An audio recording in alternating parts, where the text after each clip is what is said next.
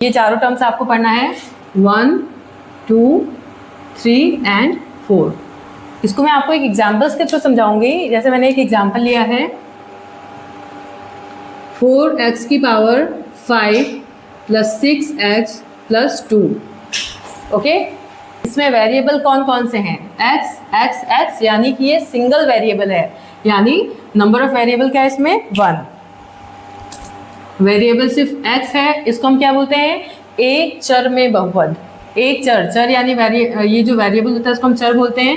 बीजी व्यंजक यहाँ पे सिर्फ x है तो हम इसको क्या बोलेंगे? एक चर में बहुपद। क्या बोलेंगे? एक चर में बहुपद। ओके, फिर number of terms. Number of terms क्या होगा? आप टोटल काउंट कीजिए इसमें कितने पद हैं? 1, 2, 3। कितने पद हैं? 1, 2, 3। नंबर ऑफ टर्म्स कितने हो जाएंगे आपके? 3। फिर हम बात करेंगे कॉफिशिएंट ऑफ टर्म्स। पहले इसमें आप टर्म लिख लीजिए कौन कौन से। एक टर्म हो गया 4x की पावर 5, दूसरा टर्म क्या हो जाएगा? 6x, और तीसरा टर्म क्या हो जाएगा? 2। तो यहाँ पे हम कॉफिशिएंट यानी इसके गुणांक की बात करें तो x की पावर 5 का कॉफिशिएंट क्या है? 4।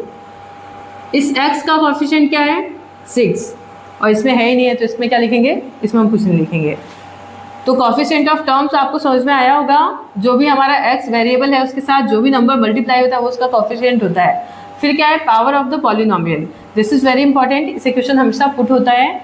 पावर ऑफ द पॉलिनोमियल जो होता है वो हमेशा उस पॉलिनोमियल में जो भी जितने भी पावर होते हैं, जो सबसे मैक्सिमम पावर होता है उसी को हम क्या बोलते हैं? Power of the polynomial. जैसे ये इक्वेशन है 4x की पावर 5 प्लस 6x प्लस 2।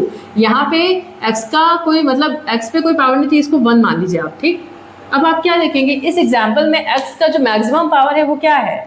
5 है। यहाँ पे x की पावर 5 है, यहाँ x की पावर 1 है, तो हम मैक्सिमम क्या होगा? 5। तो जो मैक्सिमम पावर होता है वही आपका पावर ऑफ द पॉलिनोमियल होता है। स्टूडेंट्स, आई होप आपको पॉलिनोमियल का ये जो कॉन्सेप्ट मैंने आपको बताया है वो समझ में आया होगा। इसके आगे हम नेक्स्ट वीडियो में कवर करेंगे। Thank you.